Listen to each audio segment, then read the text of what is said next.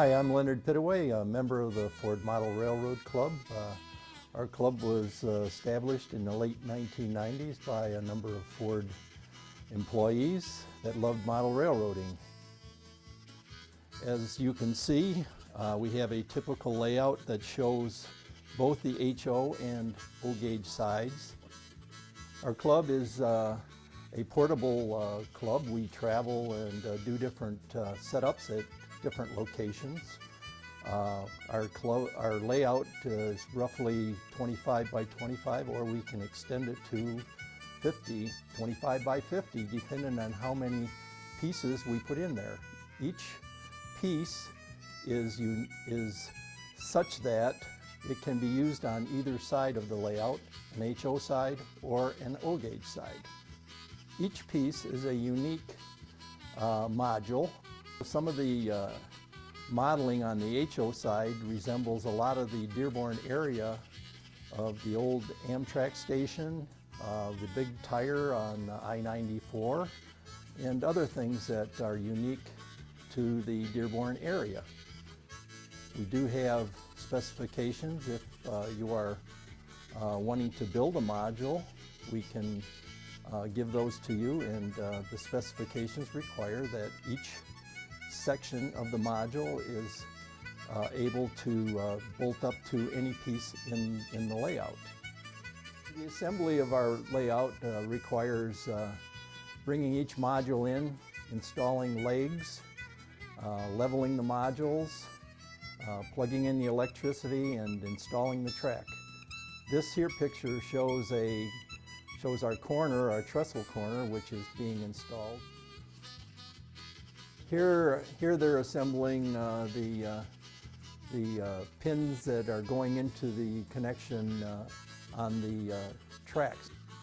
Now, we do have wire connections on the bottom of the module which jump from one module to the other, and in addition we have pins going into the track, so we have a robust connection between both track and modules. Each module has to be leveled.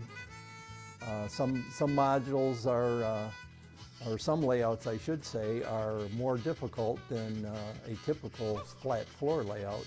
In one instance we set up in a barn which requires maybe 6 to 8 inches of leveling, and we do carry blocks in to make sure that the layout is leveled and the track assembly is robust.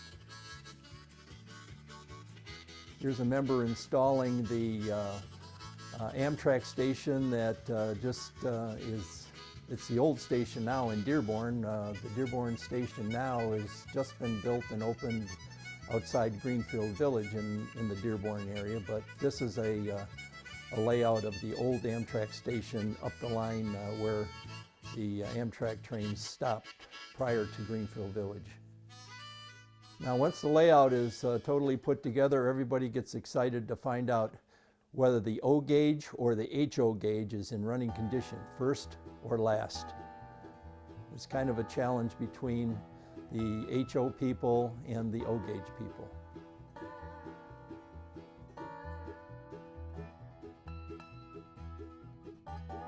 This is a bridge that is going over the HO main line. And this is, of course, the famous Uniroyal tire that as you approach Detroit on I-94, you will see this Uniroyal tire, which was built by another one of our members, Tim Marshbanks, who designed this particular module. And now we are putting the final touches on the layout. We're installing our skirts to hide a lot of the garbage and stuff that we have to connect, and boxes and things that we can hide under the layout. And this is another module that is unique to the layout. It's a bridge, a big trestle. Usually some of the guys just have a flat track layout, but this one was unique in that they had to cut out the inners of the module and drop the drop off there so they could make a bridge.